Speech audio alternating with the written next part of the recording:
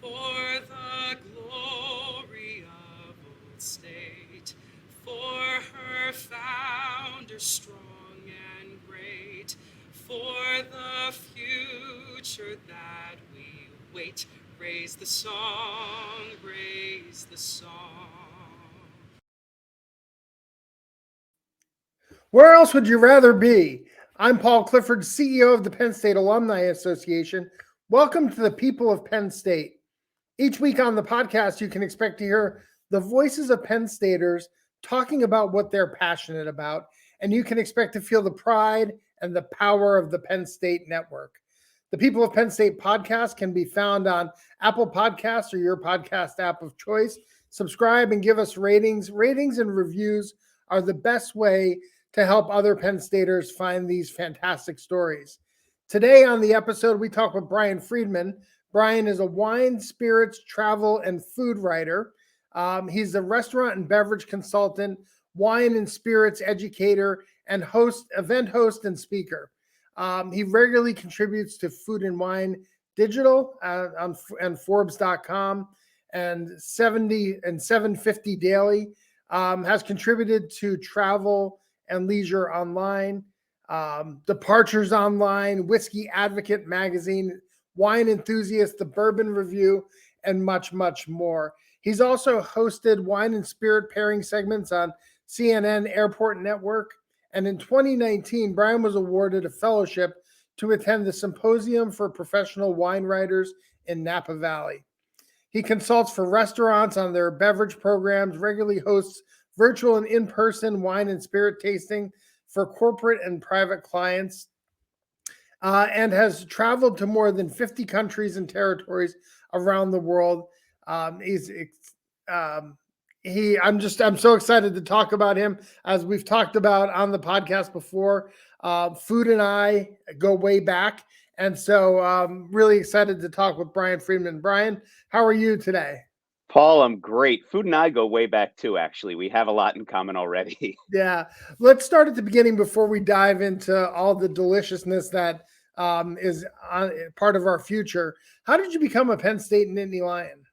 So I grew up in the Philadelphia suburbs. And, when it came time to start looking at schools, I think like most people, right? Like most high school kids, I thought I want to go far away, right? And I applied like to schools around the country, nowhere west of the Mississippi, but still pretty far away. And then I did a long weekend with my parents at Penn State because they said, "Look, we know that it's still 3 hours away, but you should just see what Penn State is about." And I think it took like 2.8 nanoseconds, and I'm not a math guy, of being there before I said, "This is it. If I get in, this is where I'm going." And it was the best decision I ever made. It's really been a formative influence in my life. It's where I met my wife. She went to Penn State. Her family are Penn Staters. My sister and brother-in-law were Penn Staters. We have two daughters. They don't know it yet, but they will be Penn Staters. So it was really sort of love at first sight. So you got into Penn State. You came up here to Happy Valley. As a student, what were you involved in? So, I as a student, I mean, I did, casual athletics with everybody, always played tennis and always, played pickup football games. I'm 5'7", 150, so I wasn't necessarily going to be a linebacker on the Nittany Lions, but I always Right. loved playing, with my friends. Um, but then once I discovered writing, and I had discovered writing when I was in high school.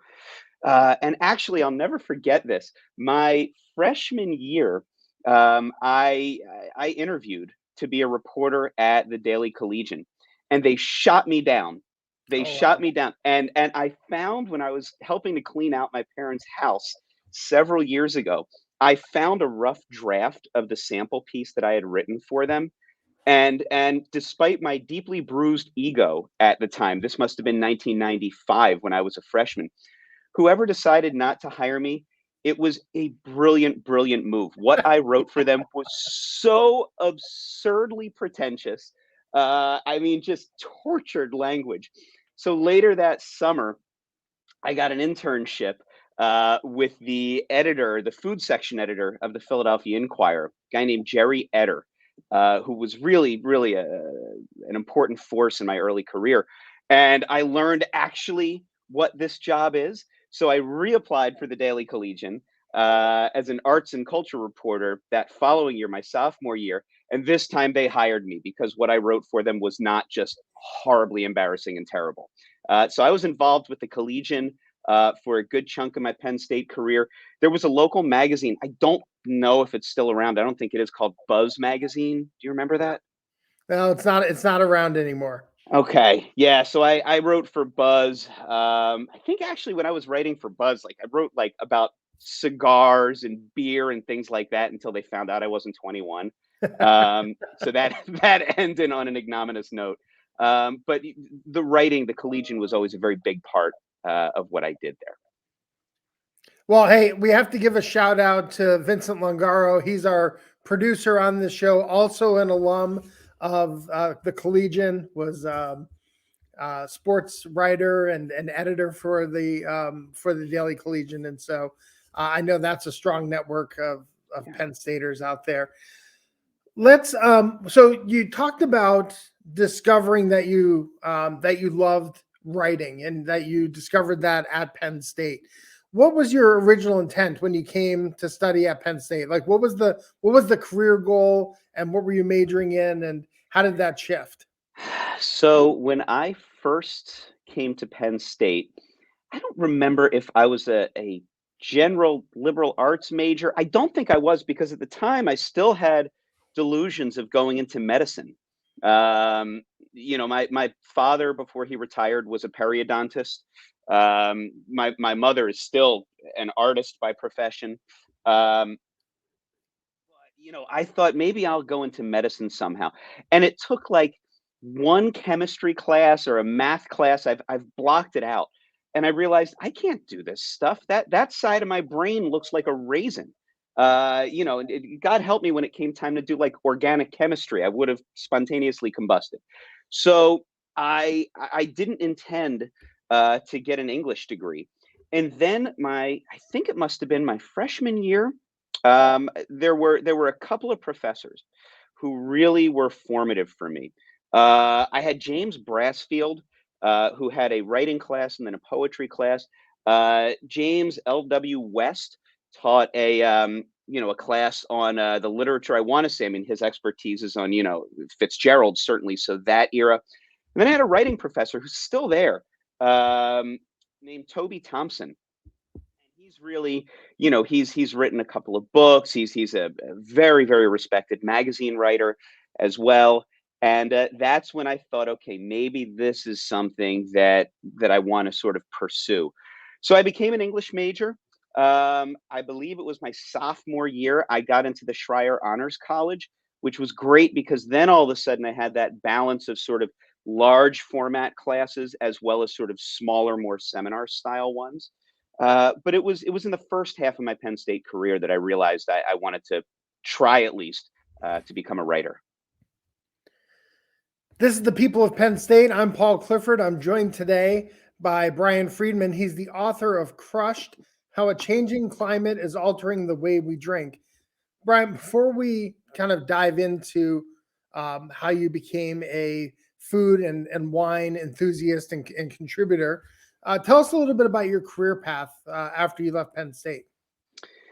So, Paul, there's no playbook for becoming a writer, right? Like I remember my senior year, I had 3 other roommates, and those 3, they were interviewing, right? They were interviewing with companies. They were looking for jobs, proper employment when they graduated.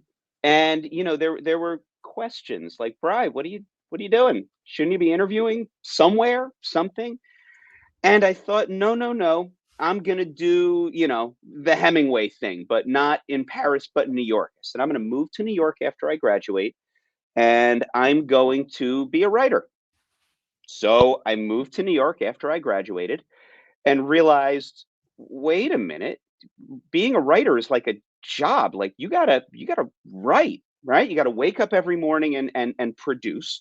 You have to pitch.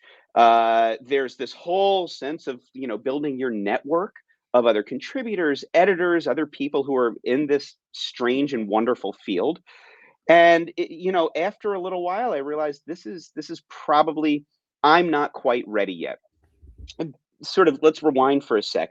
My senior year at Penn State, I had a couple of small pieces in Wine Spectator magazine. I always loved wine. I loved its intersection with food. Every night from the time I was around 6 years old, my mother's an amazing cook.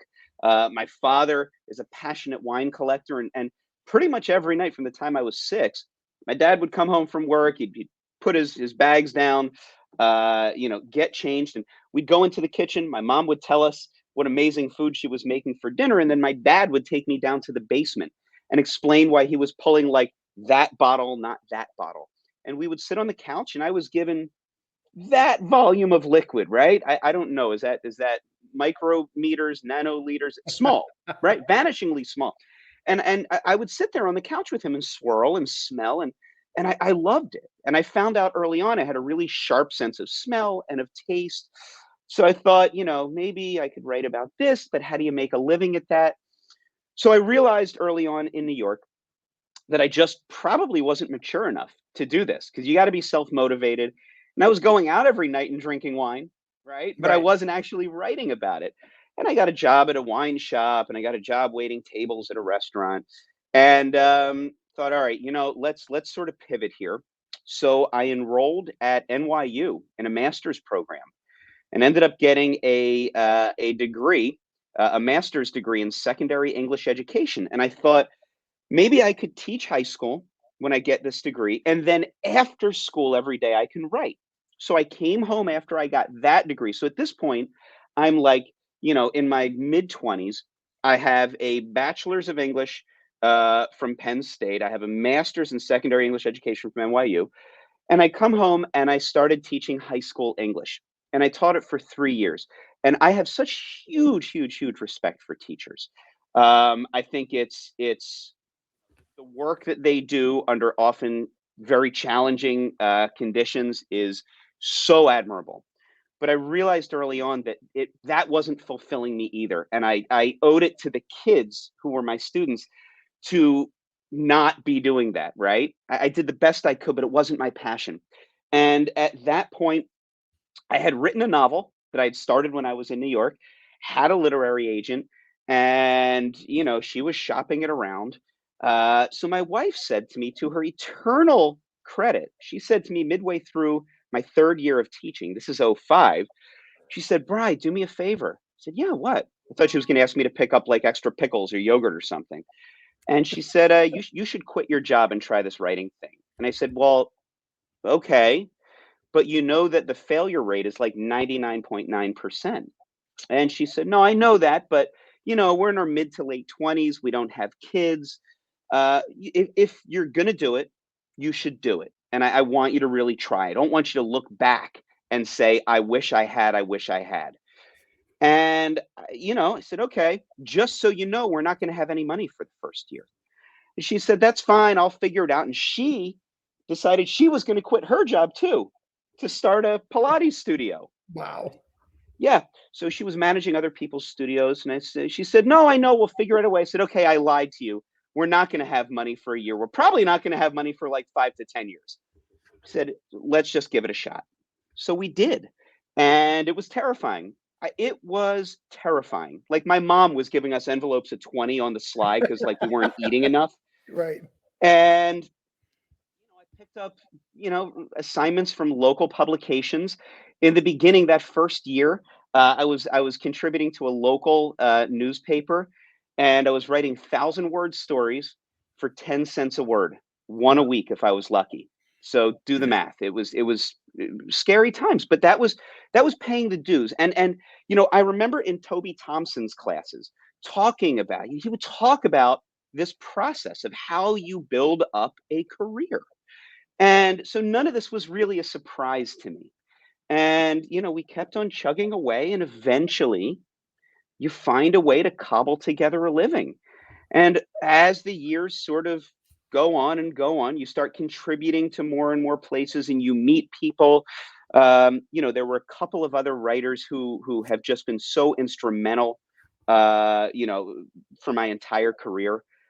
John Mariani, who sort of iconic restaurant writer and drinks writer. He was the restaurant critic for Esquire for probably a decade or two. Right. I met him at a party in 2006, 2007 here in Philadelphia, and after having a couple of drinks to get my liquid courage going, I asked him if I could contribute to his weekly newsletter called The Virtual Gourmet, and then I started doing that.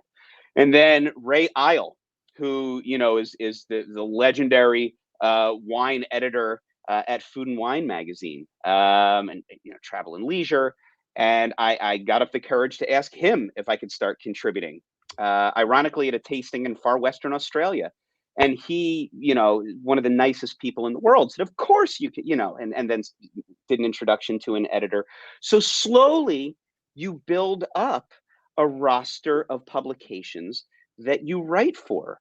But like all of us, I think, who have unconventional careers, you have to be diversified, right?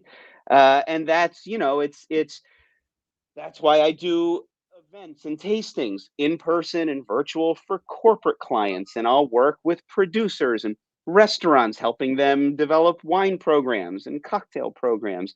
And it was not an easy trip. And I'm certainly not at the end of the road. There's 1,000,003 things I want to keep on doing. But it's been very interesting to see that progression. And as I look back on my Penn State education and on the nature of the classes and the professors that I had the opportunity to interact with, I don't know how you prepare someone for this field, but they did. They did. And I'm constantly pulling lessons from those people, from those experiences. It's incredible. So now that you've built up this roster of publications that you contribute to, what does the day-to-day look like for a contributor to Food and Wine Digital or Forbes.com? So I guess this is the point of the show, Paul, where I say this is unfortunately not a Zoom background. This this That's is my amazing. office. I actually was wondering if that was real or if it was just a digital background, but that's amazing. What a collection. Paul, this is just behind my desk. I have, to the right here, I have an entire rack of tequila. To this side here, we have cognac and Armagnac and other brandies, gins, vodka. Then we have overflow. We actually, Paul, we bought a house, this old 100-year-old house in suburban Philadelphia. We moved this past June, and this is going back to what a day in the life of my job is like. My wife is an amazing realtor, and so when we were looking at houses, she said to me, everyone has questions, and she said to me, Bri, if I didn't know you and what you did for a living, I would have been incredibly scared to go on house visits with you based on the questions you were asking. I said, what do you mean? She said, normal people ask, like, how many bedrooms, how many bathrooms, how old's the electrical? She said, you're asking, how dark is the basement? Is there a separate entrance? Are there thick stone walls? And the reason for that is because we get 3 to 4 deliveries a day of wine samples and spirit samples that get sent by producers, by distilleries, by wineries, by their PR and marketing agencies. So there's a constant flow of product that I need to taste. So when we were looking for a house, I needed a big, cold, dark, unfinished basement. The rest of the house is secondary, maybe a wall to put my booze, but that's about it. Because wine needs certain temperatures and it can't have direct sunlight. So my day, it's I'm the luckiest guy in the world to get to do what I do for a living. I'm hyper aware of that every day. And I always say to my wife, if I ever say to you, I'm really tired of what I'm doing, like, just kick me out, just, push me out on an iceberg. There's not many left, but push me out on whatever icebergs we can find. And that's it. We'll get to that. So, it's a job. So I wake up every morning. We have two kids. We have two daughters. Olivia's 8, Sophie's 11. And, once they're off to school, I am here in my office. And for me, my productive writing time is the first half of the day. That's when I write. When I was writing the book, I actually wrote the book while I was training for the Philadelphia Marathon because I have issues. It doesn't make any sense, Paul. But when I was doing that, I was up at 4:30 in the morning to write my 1,000 words before getting in my miles. But I think a lot of times the assumption is when you hear that somebody is a writer, right, or that somebody is in any sort of creative field, you're spending a lot of time to wait for the. I'm going to use air quotes, though I'm not an air quotes guy. You're waiting for the muse to come, right? Well, the muse is great, but you can't claim that the muse didn't visit you that week to your mortgage company, right? To the electric company and the water people. So I get up, and I know that I know what I have to work on that day. And any sort of heavy duty writing, I really try to do between like 8:45 and 10:30 in the morning. The way I write, I know a lot of writers, we all have different processes. Some writers will, they'll knock out 600 words in a day and it takes 8 hours and it's like slowly bleeding yourself, trying, making sure every word is perfect. I'm on the other end of that spectrum where I'll write 1,000 words in an hour. I'm not saying it's good because the editing is brutal. But for me, I get them out, right? I get those thoughts out, and then I'll edit in the afternoons. Then I'll taste in the afternoons. For food and wine, once a week, I join the morning stand up with the other editors and the digital team on Zoom. And sort of everyone will talk about what they're working on. For them, I've been working on this ongoing series of grape variety guides and wine region guides. And those have been several a week actually for the last few months. So for those, I'll do the writing in the morning. And then like for today, for example, Paul, I'm filing a piece on Bordeaux. So I'll do all my writing this morning. And then this afternoon, I'll taste. So I'll go down the basement. I'll bring up a couple dozen samples of Bordeaux that I've accumulated, and I'll start tasting. Because I know I'm doing a lot of tasting today, it'll be a very bland lunch because you want to make sure your palate is not getting burned out. And that's really what it looks like. And then after that, that's when you start answering emails. You start in the afternoons. That's when I focus on the business of what I do. Yeah. So it's an interesting way to make a living. I wouldn't change it for the world. But I find that I have to be more regimented than I ever expected.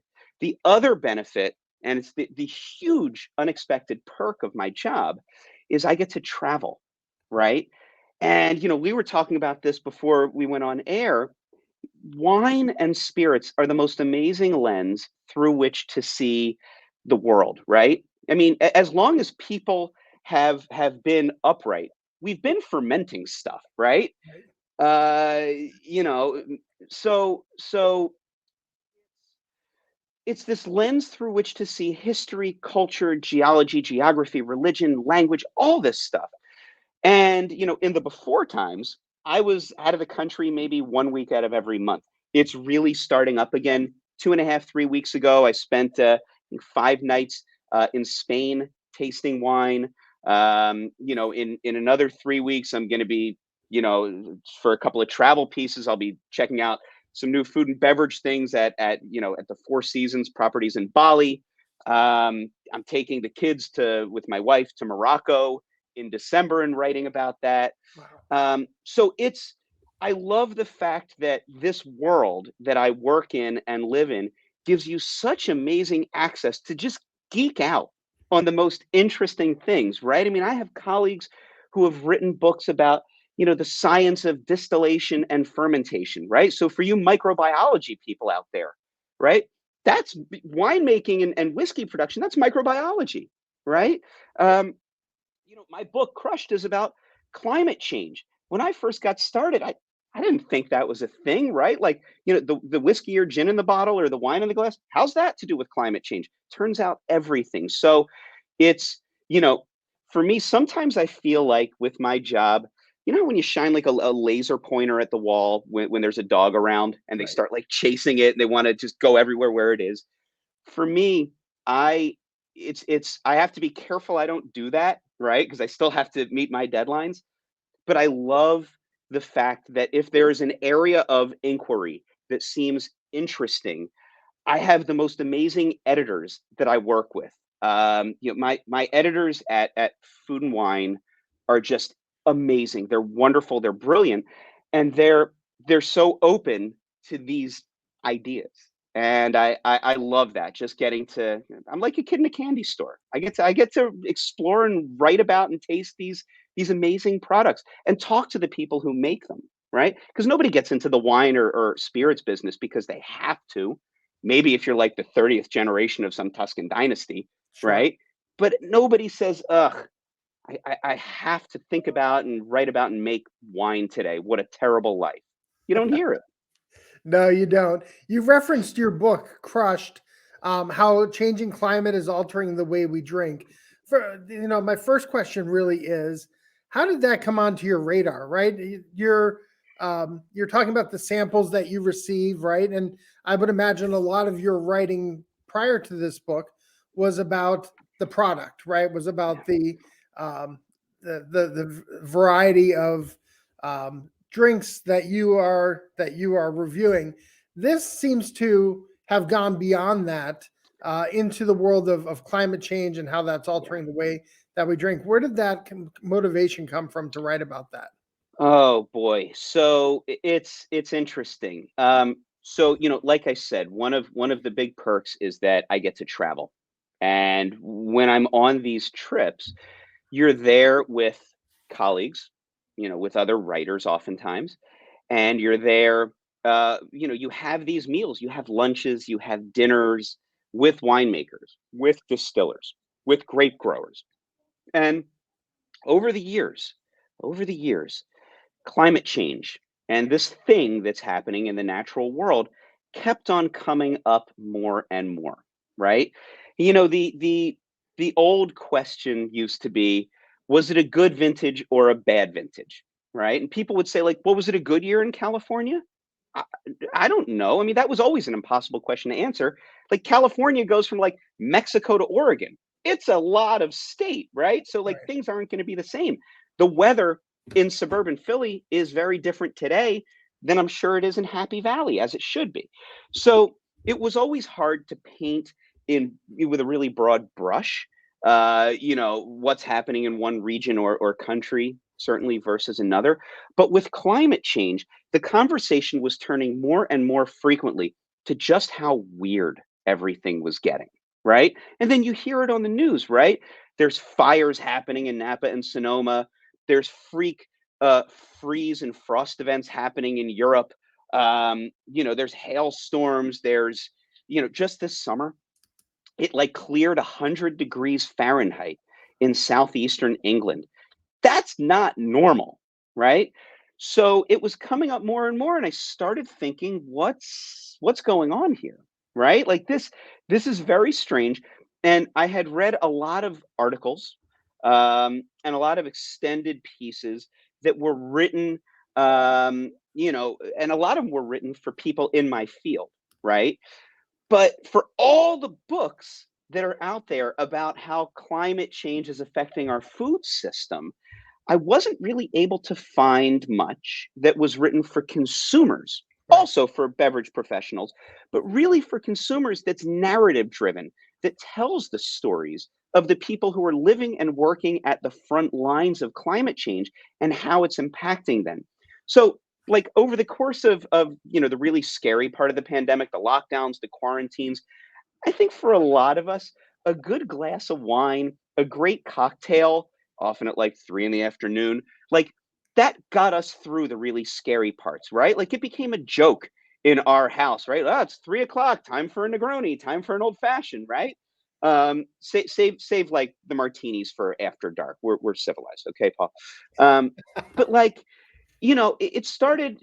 Things were really getting weird with the climate around the world, and I felt like maybe this is the time that people who consumers who ordinarily would just have a glass of wine, have a cocktail, and not give it much thought, maybe now they're thinking, how did this liquid get from where it started to my glass in my house right now? And how's maybe this weird weather affecting it? So over the course of several months, working with my literary agent, we sort of fine-tuned this idea, wrote the proposal. The proposal process, Paul, for nonfiction is really cumbersome. It took months and months. The proposal itself was over 50 pages. Wow. And then, Roman and Littlefield, amazing publisher, they made an offer, and here we are. And then I wrote the book. But the amazing thing was, getting to tell the stories of the producers, of the growers, and how they're dealing with this in their specific parts of the world, right? Because we all hear climate change as this constant drumbeat of terrible, terrifying news. And to a great extent it is.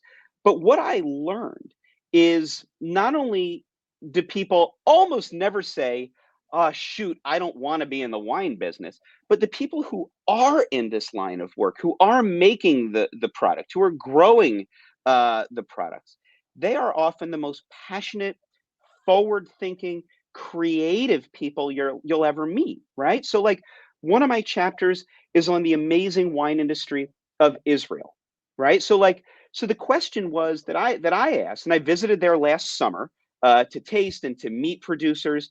The question I asked is, what do you do in a warming planet for your wine industry when around 50% of the country is already classified as desert or near desert, Right. right? So what do you do?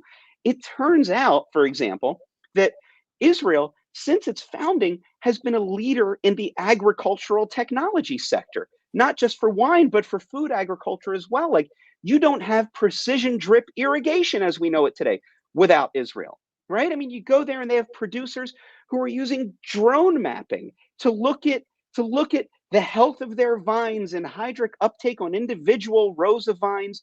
So what are they doing? They're chasing altitude, go higher up into the mountains, which gives you a bigger swing between the warmth of the day and the coolness of the night, which helps maintain acidity. They're leveraging amazing technology, bringing back the sense of a whole ecological system there in their vineyards, and they're really becoming a leader in how the world is learning how to survive and move forward in this world of wine and climate change. And the wines are fabulous. I focus on, for example, southeastern England, right? Southeastern England has some beautiful white chalky soils, which for anybody who's a fan of Champagne, a lot of the best Chardonnay certainly is grown in, guess what? White chalky soils. So we're talking about similar geology. The thing is, in southern England, it was always just too cold. It was too wet to grow decent grapes to make good wine. Now, all of a sudden, a couple degrees Celsius higher, they're able to do it. So these are stories of regions around the world that are being impacted in different and unexpected ways, and how they're finding their way forward. Yeah, we've even seen this. So my wife and I and our family moved to State College 6 years ago from the Willamette Valley. Oh, Yeah, Pinot country. we were in Eugene, Oregon, and became Oregon Pinot snobs, if you will. Yeah. So the Pinot industry was really big in the Willamette Valley. But now I know that as the climate has changed, they're able to grow. They're able to grow the grapes that really thrived in Northern California in the Napa Valley, that it seems to be able to go further north now in terms of producing those kind of grapes. Is that what you've seen in your book? Yes, absolutely. So it's and there was a great piece. I have to finish reading it, but a highly respected wine writer. He recently wrote a piece, on if about how it's almost like you're denying climate change in a wine region if you're just saying, well, this is what we grow here. This Right. is the one, or these are the two grape varieties we've always grown. We're going to continue to grow them, and that's it. Because that's like keeping your head in the sand, right? And Right. I'm drawing a blank on the writer. It'll come to me. I'll link him up when I post this, when I post our conversation here. But it's so important. I think this is a really important point that he's making, is that shifts have to occur, right? In Napa Valley, for example, home to some of the greatest Cabernet Sauvignon on planet Earth. Right.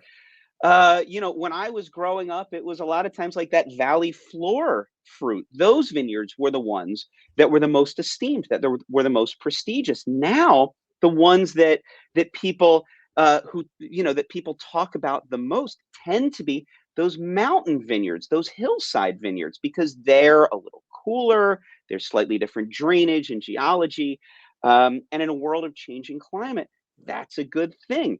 Regions around the world are experimenting with grape varieties that they didn't previously, right? So Right. in a place like Napa, yes, they are learning new places to plant the grape variety that they're so great with, and the wines are just stunning and wonderful. In a place like Oregon, like you said, same thing is happening with Pinot Noir, but other grape varieties too that are maybe that thrive in slightly warmer weather. Those are having, a bit of a moment there. In Bordeaux, for example, traditionally there's been five main grape varieties that are permitted, to be made in Bordeaux: Cab Franc, Merlot, Petit Verdot, Malbec. But now in wines labeled, sort of Appellation Bordeaux, there's other grape varieties that are permitted, right? That are more able to be grown in hotter weather. So we're seeing this happening around the world, and there are shifts that are occurring.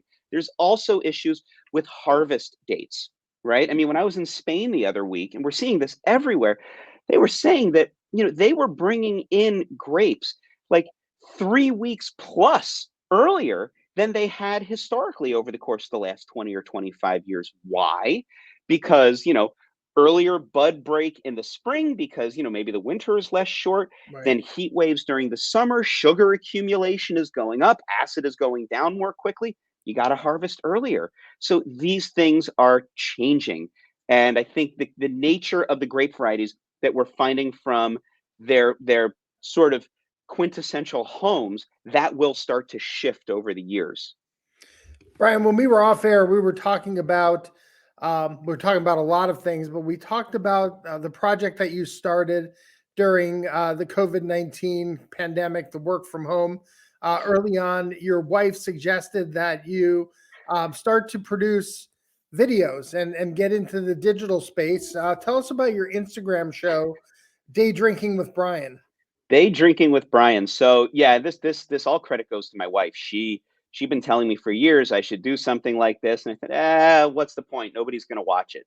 And then one day, sort of in that spring of 2020, I came down the steps and I said, Steph, I have a brilliant idea.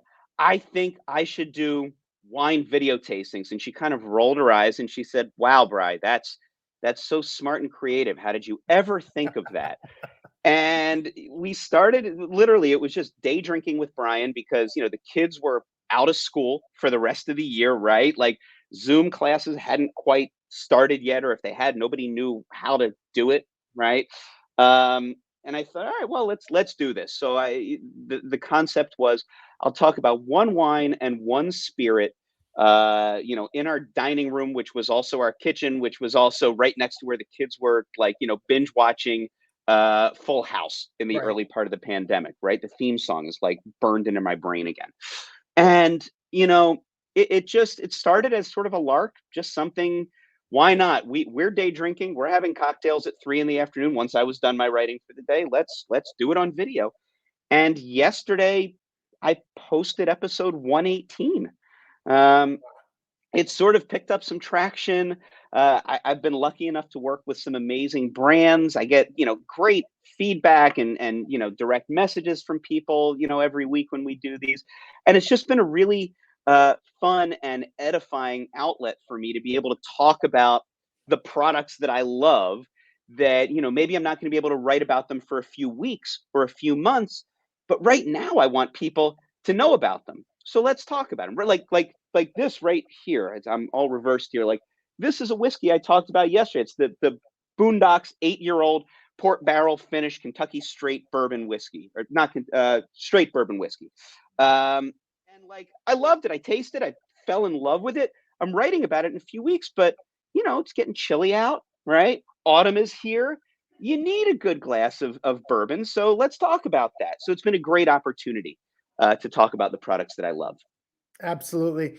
So, Brian, I think back to I'm a fan, I guess, of Gary Vaynerchuk, Yeah. and Gary kind of got his start that way with driving business to his website by talking about the wines that you could buy on his website. So, is there do you get sponsored to feature some of these wines, and kind of how does that work on your end of things? Is there a business plan around what you feature on your Day Drinking with Brian?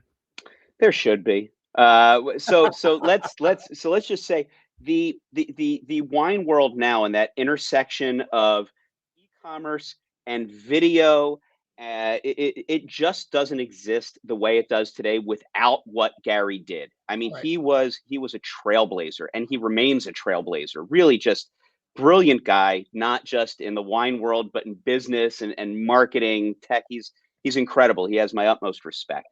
Um, for me, I should have a business plan. I am approached by brands, by producers, who will reach out and say, "Hey, we have a new release coming out, or we have a couple of whiskeys or gins or wines or whatever it might be, and we'd love to sponsor an episode." Right. And we have the infrastructure in order to do that. But no, I would say a good percentage of the time it is talking about the things that happen to come across my desk. Right. I think when the companies do come to me wanting to sponsor an episode, I think that's a great way. That'll sort of cuts through a lot of the white noise, right? Because if I'm Right. tasting, I mean, we have thousands of bottles here, even in the basement. So there's a lot of product that comes through. So it's a great way to sort of get, a little bit more that 8 to 9 minute of focused attention that I can give to it on day drinking. But yeah, it's I think it's if brands think that there's good synergy with what we're doing with day drinking and how we're talking about the products. But no, I should definitely have more of a business plan. My wife has been telling me this for a long time. Don't tell her I said she was right, but she's totally right. This is the People of Penn State. I'm Paul Clifford. I'm joined by Brian Freedman. He's the author of Crushed: How a Changing Climate is Altering the Way That We Drink. Brian, at the end of each episode, we like to have a little bit of fun. We call it our lightning round. So I'm just Okay. going to throw some quick questions at you and get your kind of your immediate reaction. What was your favorite class at Penn State? I think my favorite class at Penn State was probably adventure writing with Toby Thompson. That was amazing. And our final project, where we all had to go on some adventure that he would approve, and then write about it, like from a first person immersive journalism perspective. And that was an eye opening and challenging and really edifying experience. So I realize this next one that I'm going to ask you is like asking you to pick your favorite child. But what is your favorite bottle of wine? Like if you had one last drink, right? What would you choose for that last drink? Okay, so I'm going to give you you're not going to be happy with my answer, Paul. Okay. So, look, for me, and I think, for me, I base what I'm drinking with what I'm eating, right? I rarely will open up a bottle of wine just to have 3 or 4 glasses of it, Right. right? And just sit there and binge. If I'm binging something on TV, I'm probably going to have some kind of a spirit, some kind of a cocktail. For me, my wine gets consumed at the table, right? Right. I forget who the winemaker was. It was in France, or I think it was in Italy actually. And they said to me, "Brian, we look at wine at the table the way you in the United States look at salt and pepper on the table. It's an inextricably linked part of the meal." So for me, My favorite wine. My grandfather always used to say my favorite bottle of wine is the one in the glass in front of me. But for me, it's what am I having for dinner? Last night after my book launch and signing, we brought in from our favorite local Chinese restaurant, right? So Right. what do you have with General Tso's chicken and garlic and eggplant? We had the Moet and Chandon Grand Vintage Rosé 2013 because their General Tso's chicken and rosé champagne are fabulous together. So for me, it's about the food. But if you're pushing me here, my last meal, we all go back to our childhood, right? So for me, it's my mom's Friday night spaghetti and meatballs and probably a rich, dramatic, generous Napa Cabernet from his cellar. So, keeping with that theme, if you could have dinner with anyone, who would it be and why? And what wine would you pair with it? Oh, wow. Okay. So I would, if we're talking about historical figures like people, and we all have family members, right, who we'd love to, who we can't have meals with anymore because, we've lost them, right? So like my grandfather, Charlie, my grandmother, Gwen, they would, because I would want to break bread with them as an adult at this phase of my life, right? I'd want them to meet the kids. I want them to meet my wife. My grandfather did. My grandmother did not. But if we're talking historical figures, wow. I mean, I'd love to have dinner with Ernest Hemingway just because I want to see if I could hang with him. I mean, he'd have 3 drinks before like the Okay. salad course, I was going but to I say think Hemingway would drink you under the table. I mean, although Paul, don't looks can be deceiving. I at 90% of my body is liver, so I'm pretty good here. well, and by Um, you, I mean all of us. well, Like Hemingway, he I would. mean, he was probably as well known for his sampling and dabbling than he was for his writing. So, No question. No question. I remember I read The Sun Also Rises my sophomore year at Penn State.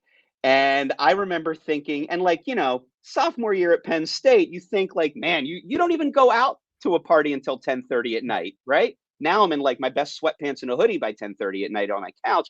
And I remember thinking, even at that age, this guy is a beast. I can't hang with him. So I'd love to have dinner with Bob Dylan. Um, I would absolutely love that. And boy, who else would I like to be with? I mean, you know, I'm 45 years old, and this is my first book, right? So it was a long time coming. I'd love to have dinner with Mozart, who was like writing symphonies when he was a teenager. I want to pick his brain and see how he did that. How about your most unusual "We Are" moment where you heard someone yell out "We Are" because they identified you as a Penn Stater, or you saw somebody wearing Penn State gear and you shouted it out? Yeah. So it was 2004, and my wife and I had just gotten married, and we couldn't afford a full proper honeymoon. So, do you remember the old, now defunct US Air? And they used to have those e-saver deals where, like, you'd get an email Right, on a Wednesday, and it would say, like, you can fly to Europe for $200, but you got to leave in 2 days, right. right?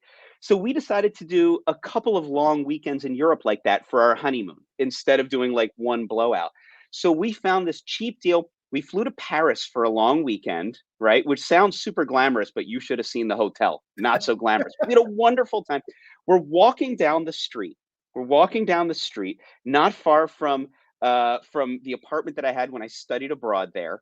And there was a person, must have been like 15, 20 feet ahead of us. And they were wearing a blue and white windbreaker in front of us.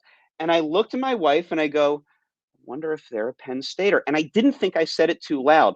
All of a sudden, without breaking stride, without even turning around, the person in front of me just goes, "We are Penn State." And then That's just kept on amazing. walking along the street in Paris. That's amazing. How about your favorite Penn State sport?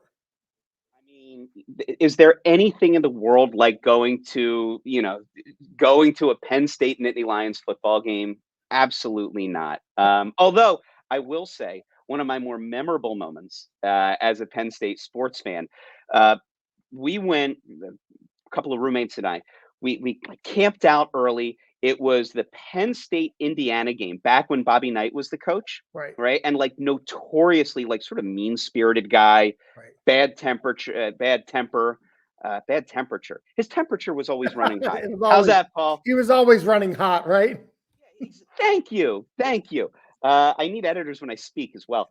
And he, he and his career obviously ended in sort of a not positive manner. But we got like second row seats right behind the Indiana bench. We were like, we're gonna just bother Bobby Knight the whole time.